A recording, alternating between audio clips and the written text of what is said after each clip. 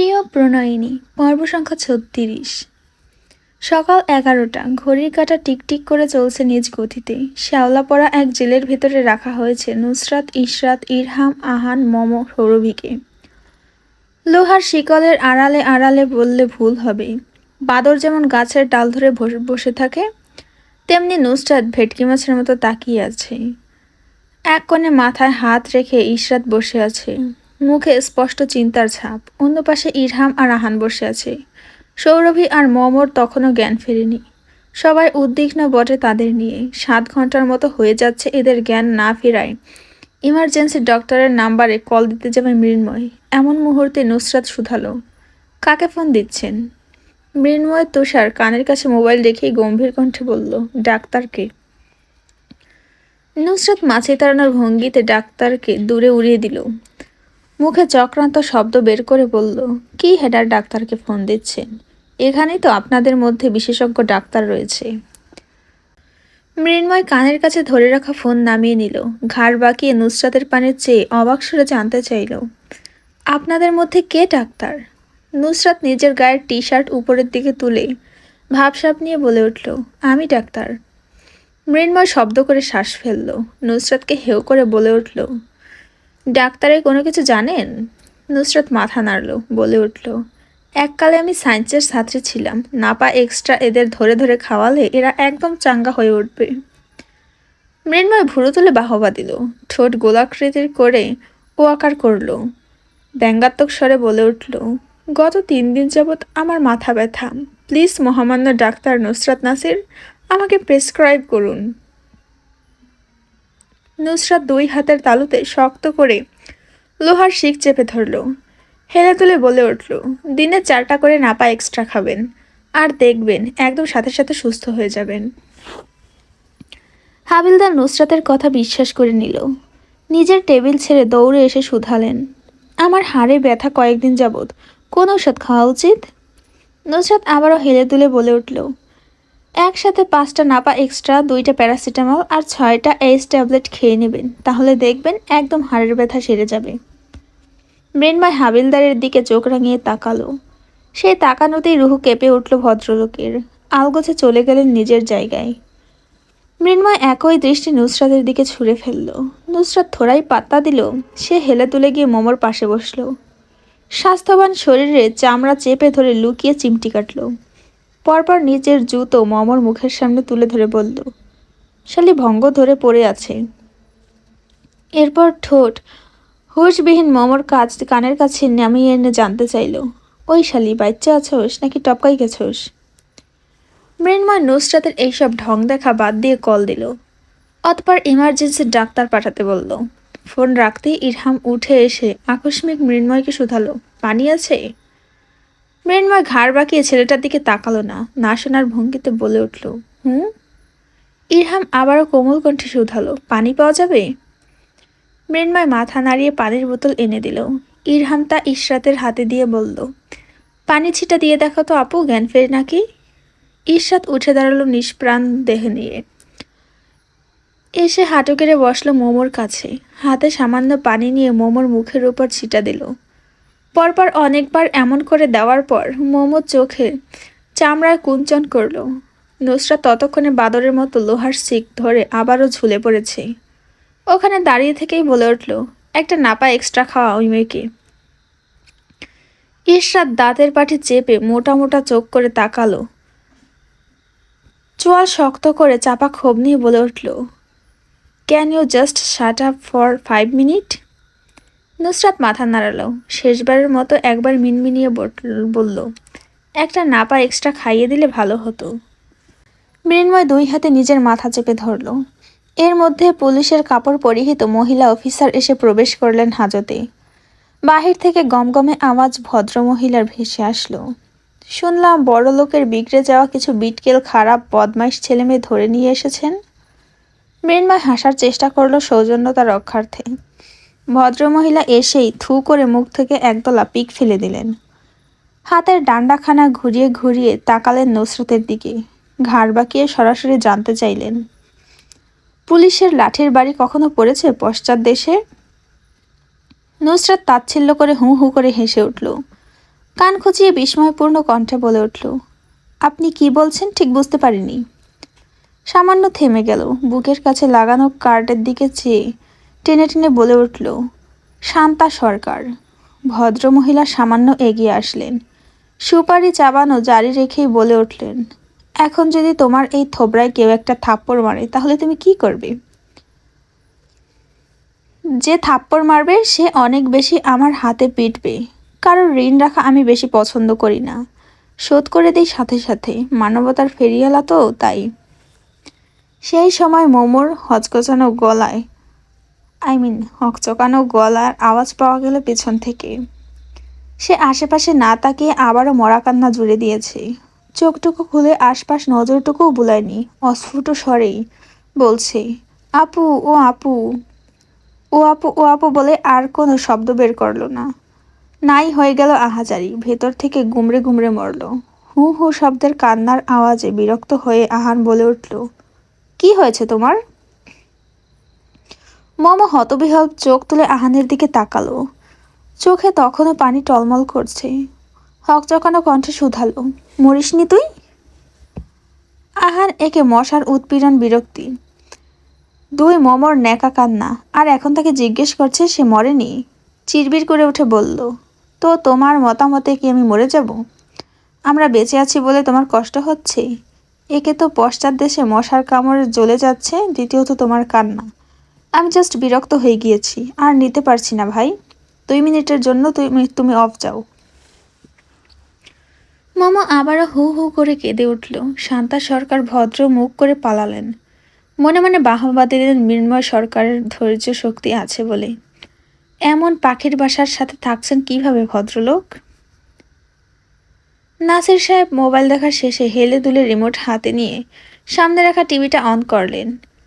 কারোর চোখ রাঙানো পাত্তা না দিয়ে খুঁজে খুঁজে দিয়ে সংবাদ চলছে যেই চ্যানেলে ওটা চালালেন। তখনও শিরোনাম দেখেননি তিনি। দাউ দাউ করে জ্বলতে থাকা আগুনের পানে চেয়ে থেকে আক্ষেপ মিশ্রিত সুরে বললেন, কোন বাপের জান আগুনে পড়ছে এক আল্লাহই ভালো জানে। নাসির সাহেবের গাড়ির প্রতি এমন হাপিত্যেশ দেখে ড্রয়িং রুমের সবাই থমকে গেলেন। তাদের বাচ্চাগুলো নেই, আর উনি আছেন গাড়ি নিয়ে। এই লোক কোন ধাতুর তৈরি, এর উত্তর কেউ খুঁজে পেল না। নাসির সাহেবের দৃষ্টি তখনও সামনের স্ক্রিনে স্থির। কোনো হেরফের হয়ে যাওয়ার সম্ভাবনা নেই। হঠাৎ নাসির সাহেবের চোখগুলো ছোট ছোট হয়ে বলে উঠলেন, গাড়িটা দেখে তো আমার গাড়ি মনে হচ্ছে। তখনই উপরে চলতে থাকা শিরোনামে চোখ পড়ল। সেখানে মোটা মোটা অক্ষরে লেখা, বেপরোয়া গতিতে গাড়ি চালানোর কারণে ল্যাম্পপোস্টের সাথে ধাক্কা, সাথে সাথে ইঞ্জিন বক্স গরম হয়ে গাড়িতে আগুন লেগে যায়। এরপর এক ভদ্রমহিলা টিভির সামনে হাতে মাইক্রোফোন নিয়ে দাঁড়ালেন। প্রফেশনাল কণ্ঠে বলে উঠলেন, গাড়ির রেজিস্টার হতে তথ্যসূত্রে জানা গিয়েছে গাড়িটি সৈয়দ চয়েসের মালিক সৈয়দ নাসির উদ্দিনের। এতটুকু কথা বলতে নাসির সাহেব বুক ধুকধুক করে উঠল। সামনের স্ক্রিনে দেওয়া ভিডিও এ অন্য কারোর নয়, ওনার নিজের গাড়ি পুড়ছে। এটা শোনার পর বুকে এমনকি তৃতীয়বারের মতো মোচড় দিল। এক হাতে বুক চেপে ধরে মুখ দিয়ে হু হু শব্দ উচ্চারণ করলেন, বলে উঠলেন, আমি জানতাম এরা আমার গাড়িটা উড়িয়ে ফেলবে। দেখেছো, আমার কথা একদম মিলে গিয়েছে, আমার গাড়ি। পরপর ভদ্রমহিলা বলে উঠলেন, গাড়িতে অবস্থান করা লোক সম্পর্কে এখনো কিছু জানা যায়নি। ধারণা করা হচ্ছে গাড়ির ভেতরের আগুনে পুড়ে ছাই হয়েছে তাদের দেহ। পরবর্তী কি হচ্ছে জানতে চাইলে আমাদের সাথে চোখ রাখুন। ভদ্রমহিলার কথা শেষ হতেই এইচডি ডিসপ্লে বিশিষ্ট টিভির স্ক্রিনে এসে বাড়ি খেল কাচের গ্লাস। নিমেষেই তা ভেঙে গুড়িয়ে গেল নিচে। কারোর মুখে টু শব্দ নেই। হয়তো কান্না করার জন্য যে শব্দ উচ্চারণ করতে হয় তাও ভুলে গিয়েছেন তারা। হেলাল সাহেব উঠে দাঁড়াতে গিয়ে অনুভূত হলো নিজের পায়ের নিচে মেঝে কাঁপছে। সোহেব সাহেব আর সোহেদ অবস্থা নাজেহাল। এক হাতে বুক চেপে ধরে উঠে দাঁড়ালো তারাও ভাইয়ের সাথে। চোখগুলো লাল টকটকে হয়ে আছে। হাঁটতে গিয়ে ভিমরি খেয়ে পড়লেন কয়েকবার। হেলাল সাহেব নিজের আবেগকে গাছাড়া দিয়ে ফেলে হাঁটা ধরলেন। কঠোর কণ্ঠে বলে উঠলেন, কোনো কিছু না জেনে উল্টাপাল্টা ভাবাই হলো তোমাদের কাজ। এখনো কিছু পরিষ্কার হয়নি। গাড়িতে যে ওরা ছিল তার নিশ্চয়তা কি? ধূপধাপ পায়ে বের হয়ে গেলেন নাসির মঞ্জিল থেকে। সাথে নিয়ে গেলেন সোহেব আর সোহেদকে। অর্ধেক রাস্তা থেকে বাড়ি ফিরে আসলেন। নাসির সাহেবকে চোখ রাঙিয়ে ধমকে ধমকে বললেন, চুপচাপ আয়, হাই হুতাশ করতে বসে গিয়েছি। জাইন নিজের বুকের শার্ট চেপে ধরল, দীর্ঘ নিঃশ্বাস ফেলে নিজেকে সামলালো। নিচের দিকে স্থির রাখা চোখ তুলে তাকাতেই দেখা গেল অক্ষিপটে ভেসে ওঠা টান টান শিরা, ঢিপ ঢিপ করে চলতে থাকা নরম মাংসপিণ্ড আঘাত হানল নিশ্চুপে। পরপর উঠে দাঁড়িয়ে বলে উঠল, ওদের কিছু হবে না, চল আরস। জাইন নিজের বাঁ পাশে তাকালো, না আরস নেই। ডান পাশে, সামনে, এমনকি পেছনে কোথাও নেই সে। প্রশ্ন জাগলো, আরস কোথায়? চোখ ঘুরিয়ে আশপাশ অবলোকন করলো।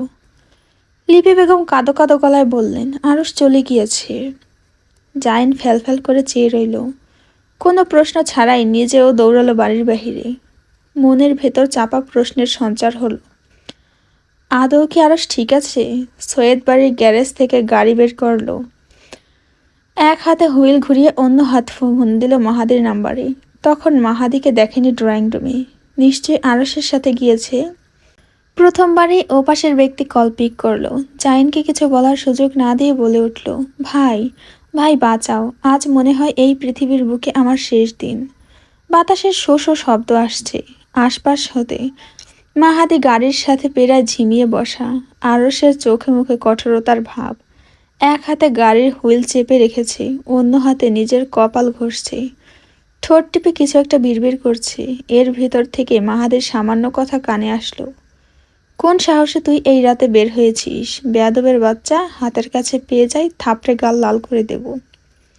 মাহাদি দুপা সিটের উপর তুলে বসেছিল, নিজেকে আরেকটু গুটিয়ে নিল, ফিসফিস করে বলল, ভাই আরস পাগল হয়ে গিয়েছে, উল্টাপাল্টা কথা বলছে। জাইন শুধু বলল, লোকেশন পাঠা আমাকে। তারপর ফোন রেখে দিল। মাহাদি ঠোঁট চেপে আরসকে মিনমিনিয়ে বলে উঠল, ভাই তুই মরার হলে একা মর গিয়ে, আমাকে প্লিজ নামিয়ে দে। আমি এখনো কুমার, বিয়েটা পর্যন্ত করিনি। এই অসময়ে মারা গেলে আমার বেচারা রুহু বিয়ের জন্য হাজারি করবে। আরস দ্রুত গতিতে চালানো গাড়ির বেগ আরো বাড়িয়ে দিল। মাহাদি সামনের দিকে চেয়ে আতকে উঠে বলল, এই ভাই সিগন্যাল ভাঙিস না, পুলিশ কেস হয়ে যাবে। কে কার কথা শুনে? এই কথা শেষ হতে গাড়ির বেগ বৃদ্ধি পেল আরো বেশি। বেপরোয়া গতিতে গাড়িটা চলতে চলতে মনে হলো হাওয়ায় উড়ছে। মাহাদি গলা ফাটিয়ে চিৎকার করে বলল, ভাই আমাকে নামিয়ে দে, তুই যেখানে ইচ্ছা যা। যদি ইচ্ছে হয় তোর বউয়ের কাছে পৌঁছে যা, আমি থামাবো না। আরসের মুখ কঠিন। ড্রাইভিং হুইলে এক হাত রেখে মাহাদির দিকে চাইল, দাঁতের কপাটি চেপে কর্মর শব্দ শুধালো, can you stop this fucking nonsense shit? Mahadi হাহাকার করে উঠল, বলে উঠল, দেখবি গিয়ে তোর বউয়ের কিচ্ছু হয়নি ভাই, এমন করে গাড়ি চালালে আমাদের দুজনেরই কিছু হয়ে যাবে। আরও শীতল চোখে তাকিয়ে হঠাৎ ব্রেকে চাপ দিয়ে গাড়ি থামিয়ে দিল। মাঝ রাস্তায় চলাচলরত গাড়ির মধ্যে থেকে মাহাদিকে হিসিয়ে বলল, গেট দ্য ফাক আউট মাহাদি এহসান খান। মাহাদি গ্লাসের অপরে একবার চাইল। বড় বড় ট্রাক শো শো করে চলে যাচ্ছে তাদের গাড়ি পেরিয়ে। চোখে মুখে অগাধ বিরক্তি চেপে বলে উঠল, তুই কি আমাকে ইনডাইরেক্টলি এখানে ছেড়ে দিয়ে মরে যাওয়ার কথা বলছিস? আরস মুখ ফুলিয়ে শ্বাস ফেলল, নিজের পরনের হুডের টুপি ফেলে দিয়ে শুধালো, তুই যাবি নাকি আমি তোকে লাথি দিয়ে গাড়ি থেকে রাস্তায় ফেলবো? মাহাদি দুপাশে মাথা নাড়ল, বলে উঠল, ট্রাকের নিচে চাপা পড়ে মরার চেয়ে তোর সাথে গাড়ি অ্যাক্সিডেন্ট করেই টপকে যাওয়া ভালো। তাহলে একসাথে পরপরে দুজন সিঙ্গেল কুমার পোলা থাকবো। আরস মাহাদির বেহুদা কথায় কান দিল। গাড়ি স্টার্ট করে টান দিয়ে শো করে চলে গেল। মাহাদির মনে হলো এই সিট থেকে উল্টে পড়ে নিজের মাথা ফাটিয়ে ফেলবে সে। তেমন কিছুই হলো না। সিট বেল্ট বাঁধা থাকায় নিজের জায়গা থেকে কিঞ্চিত পরিমাণ আগালো না। আরসের কানের কাছে গিয়ে আবারও শুরু করলো নিজের কথার ঝুড়ি। কথা শেষ হলো যখন লক্ষ্য করলো সামনে থেকে ধেয়ে আসছে একটা মোটা মালবাহী ট্রাক। আরও সরু চোখে সেদিকে তাকিয়ে থেকেই অ্যাক্সিলারেটরে চাপ দিল। মাহাদি আতঙ্কিত চোখ মুখ নিয়ে রক্তশূন্য গলায় বলে উঠল, ভাই মারা পড়ব দুজন, গাড়ির গতি কমা, এটা বাংলাদেশ, তোর প্যারিস না। ভাই আমার 2 হাত দিয়ে ড্রাইভিং কর। আরসকে শোনানো গেল না কোনো কথা। মাহাদি গলার আওয়াজ দ্বিগুণ বৃদ্ধি করল, পাগলের মতো পাগলামি থামাতে বলে উঠল, আমি তুই মারা পড়লে এখানেই কিন্তু শেষ। ধর আরস, নুসরাত বেঁচে আছে, তুই আজ মারা গেলি, তুই মরার পর তোর বউ আরেকটা বিয়ে করে নিল, তখন তুই কি করবি? রুহু হয়ে আশেপাশে ঘুরবি আর বলবি, কেন যে সেদিন গাড়ি ধাক্কা দিলাম। মাহাদি ভয়ার্ত চোখে সামনে চেয়ে রইল। মনে হলো এই শেষ দিন তাদের পৃথিবীতে। মনে মনে কালিমা পাঠ করে নিল, নিজের সকল জানা অজানা গুনাহর জন্য মাফ চেয়ে নিল আল্লাহর কাছে। এমনকি এই সময়ে ভেতরে মাথায় টুপি পরে নিল, ঠোঁট টিপে চোখ খিচে বন্ধ করে নিল। হয়তো শেষ সময়ের অপেক্ষার প্রহর গুনতে লাগলো। তখনই শব্দ করে ট্রাকের সাথে গাড়ির ঘর্ষণ লেগে স্ফুলিঙ্গের সৃষ্টি হলো। ক্যাচ ক্যাচ আওয়াজ করে গাড়ির পাশ দিয়ে ধমকা হাওয়ার ন্যায় উড়ে গেল ট্রাক। মাহাদির চোখ খোলার পূর্বেই আরসের কণ্ঠ কানে লাগলো তার। আরস কিরমির করে বলছে, আমি এত সহজে নুসরাত নাসিরকে ছাড়ছি না। আমি মরব আর সে বিয়ে করবে, এমন অবস্থা আমি কোনোদিনই রাখবো না, একদম রাখবো না। মরার আগে সব ব্যবস্থা করে তবেই মরব। মাহাদি সহমত পোষণ করল। ভয়ের মাত্রা এত বেশি যে তার সারা শরীর কাঁপছে থরথর করে। আর এক সেকেন্ড হেরফের হলেই তো আল্লাহর বাড়িতে থাকতো তারা। শঙ্কিত চোখে আসমানের দিকে চেয়ে আক্ষেপ করল, কোন পাগলে বলেছিল এই পাগলের সাথে আসতে? দুর্ঘটনার জায়গায় সবার আগে গিয়ে পৌঁছালো আরস আর মাহাদি। উদ্ভ্রান্তের মতো দৌড়ে যেতেই পুলিশ অফিসাররা আরসকে দুই হাতে আটকে দিল। কর্কশ কণ্ঠে শুধালো, এখানে কি চাই? নিমেষে আরসের চোয়াল শক্ত হয়ে আসলো। মাহাদি তার পাশে এসে দাঁড়িয়ে নমনীয় সুরে বলে উঠল, আমরা অ্যাক্সিডেন্ট হওয়া গাড়ি ওই মানুষদের পরিবারের লোক। পুলিশ অফিসার সামান্য শিথিল হতেই পরপর মাহাদি জানতে চাইল, গাড়িতে কোনো লাশ পাওয়া গিয়েছে? আরসের অবস্থা খুবই নমনীয়, যে কোনো সময় মাথা ঘুরিয়ে পড়ে যেতে পারে, শরীর নড়বড়ে অবস্থা। এক হাত নাকের মধ্যে সামান্য স্পর্শ করতেই রক্ত বের হয়ে আসলো। মাহাদি সন্তর্পণে সেদিকে চেয়ে বলে উঠল, টিস্যু দিয়ে নাক মুছে ফেল, কিছু হয়নি ওদের। এখন আবার প্যানিক অ্যাটাক করে বসিস না, তোকে টানার শক্তি নেই আমার। আরস হাতের তালু দিয়ে নাকের ডগার রক্তটুকু মুছে ফেলল। পুলিশ অফিসার মাহাদির কথার উত্তর রয়ে শুয়ে দিলেন। এখন পর্যন্ত জানা যায়নি গাড়ির ভেতরে যাত্রী বাহিরে কি বের হয়েছে। ধারণা করা হচ্ছে গাড়ির ভেতরে সবাই গাড়ির সাথে পুড়ে গিয়েছে। কথাটা কানে সীসার মতো শোনালো আরসের কাছে। মুখে এতক্ষণ ভেসে থাকা কঠোর প্রতিচ্ছবি নিমেষে ধূলিসাৎ হয়ে ভর করল অসহায়ত্বের।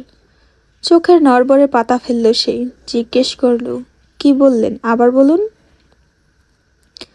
মাহাদি দুই হাতে আরসকে চেপে ধরতে যাবে, আরস নিজেকে সরিয়ে নিল। তখনও নাকের ছিদ্র দিয়ে সরু দ্বারায় রক্ত বের হচ্ছে। অফিসার আবারও বললেন, ধারণা করা যাচ্ছে গাড়ির ভেতরে থাকা যাত্রী আগুনে পুড়ে ছাই হয়ে গিয়েছে। আরস নিজের শরীর ছেড়ে দিল। অবাস হওয়া শরীর নিয়ে রাস্তায় ধূপ করে পড়ে গেল। অফিসার নিজের কথা শেষ করে ততক্ষণে দুর্ঘটনার জায়গায় পৌঁছেছিল। আরস হাঁটুর উপর ভর দিয়ে কংক্রিটের রাস্তায় বসল। ওভাবে থেকে বিড়বিড় করে আওড়ালো, ও আমায় ছেড়ে যেতে পারে না, ও কিভাবে যেতে পারে আমায় ছেড়ে মাহাদি?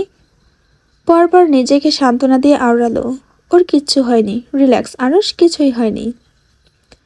নিশ্চুপ মাটির দিকে তাকিয়ে রইল সামান্যক্ষণ। কিয়ৎকাল অতিবাহিত হতেই দেখা গেল আরসের নাক হতে টিপ টিপ করে রক্তর দ্বারা মাটিতে পড়ছে। থরথর করে কাপা হাতে পকেটে হাতড়াতে লাগলো আরস। মুখে বিষণ্ণতার ছাপ, পুরুষের এই দেহটা মনে হচ্ছে ভেঙে চড়ে গিয়েছে। সাথে বিড়বিড় করল, নুসরাত কোথায় তুই? এত জ্বালাচ্ছিস কেন আমায়?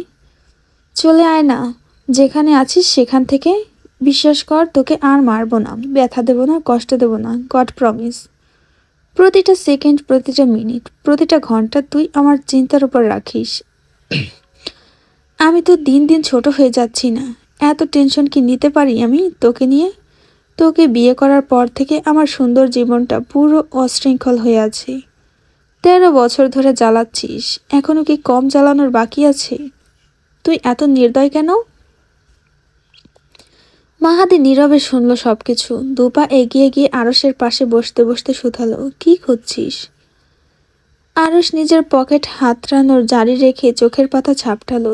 ঝাপসা চোখে আশপাশ বুলিয়ে নিয়ে ক্ষীণ কণ্ঠে বলে উঠল, ই ইনহেলারটা। মাহাদি আরুষের কথা শুনতে হাত বাড়িয়ে নিজেও পকেট হাতড়ালো। না, খুঁজে পেল না। আরুষের শ্বাস চলাচল কমে এসেছে সামান্য। হাঁ করে দুই ঠোঁটের মাঝ দিয়ে শ্বাস ফেলল। শরীরের অবস্থা নাজুক দেখে মাহাদির কাঁধের উপর হাত রেখে নিজের মাথা ঠেকিয়েছে সে। মাহাদি আরুষের মুখে হাতের আঁচলায় চেপে ধরে উদ্বিগ্ন কণ্ঠে জানতে চাইল, রেখেছিলি কোথায়?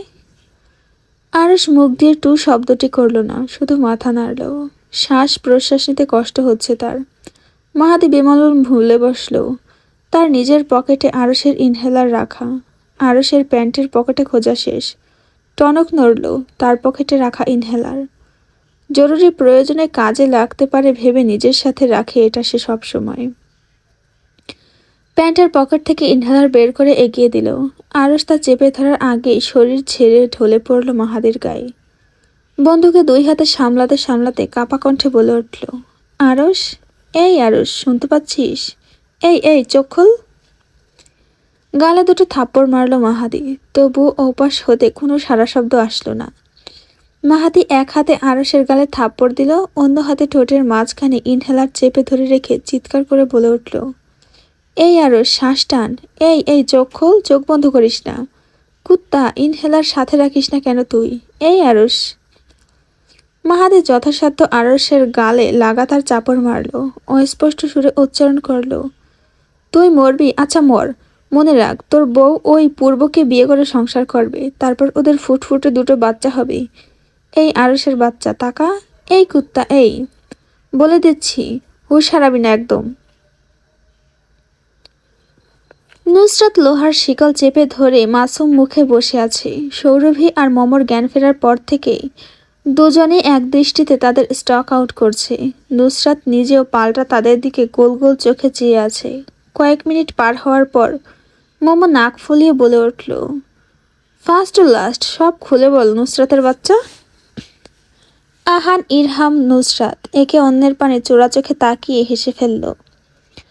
হাজতের ময়লা পড়া দেয়ালের সাথে একদম ঠেস দিয়ে বসে দাঁত কেলালো সবগুলো। তাদের হাসির ধমকে পুরো হাজত কেঁপে উঠল। মম, সৌরভী, ইশরাত এত হাসির মানে বুঝল না, কিন্তু ইরহাম, নুসরাত, আহান জানে তাদের হাসির পেছনে লুকায়িত রহস্য। ইশরাত চোখ রাঙিয়ে ধমক দিল, কণ্ঠে শক্ততা এনে শুধালো, এত হাসির কি আছে? হঠাৎ করে গাড়ি ফেলে মুরগি চুরি করতে কেন গেলি? নুসরাত হাসার জন্য কোনো কথা বলতেই পারল না। হাসি থেকে ফুরসত মিললে তো সে দুবাক্য ব্যয় করবে। আহান নিজেও ব্যাঙের মতো খিক খিক করে হাসছে। ইরহাম কোনোরকম নিজের হাসি ভেতরে চাপা দিয়ে বলে উঠল, আমরা গাড়ি চালিয়ে যাচ্ছিলাম সামনে, কিছু বুঝতে পারলাম না, হঠাৎ গাড়ির ধাক্কা লাগলো ল্যাম্পপোস্টের সাথে। যখন নিজেদের সামনে তাকালাম, দেখলাম চারিদিকে চুল ছড়ানো এক পেতনি ড্রাইভিং সিটে বসে আছে। গগন বিতারে চিৎকার দিয়ে উঠলাম আমরা দুজন। তখন ভ্যাম্পায়ার মতো মাথা তুলে পিছু ফিরে চাইল এই মেয়ে। হতবাক চেহারা নিয়ে আমরা চাইতেই চুলগুলো সুন্দর করে বেঁধে বলে উঠল, মুরগি চুরি করতে যাবি? আমি তো ভাই মনে করছি নির্ঘাত পেতনি ভর করেছে এটার উপর, তাই এমন বিশ্রী দেখাচ্ছে। যদি সত্যি পেতনি ভর করে থাকে আর আমরা যদি তার কথা না শুনি, তাহলে আমাদের ঘাড় মটকাবে। সেই ভয়ে আমরা দুজন মাথা নাড়লাম, চলে গেলাম মুরগি চুরি করতে। সেখানে গিয়ে মুরগির ঘরে মাথা ঢোকানোর সময় ব্যথা পেলাম মাথায়। মুরগি চুরি করে পালাচ্ছিলাম, এমন মুহূর্তে মুরগি চিৎকার শুরু করলো। এর মধ্যেই কিছু মানুষের গলার আওয়াজ ভেসে আসলো চোর চোর বলে। আমরা পালাতে যাব, এমন মুহূর্তে কাদার সাথে পা পিচ্ছিল খেয়ে ধুম করে আহান পড়ল। তারপর আমার উপর এই ভেটকি পড়েছে। পড়ে কি বলে জানিস? ইরশাদ অবাক কণ্ঠে জানতে চাইল, কি বলেছে?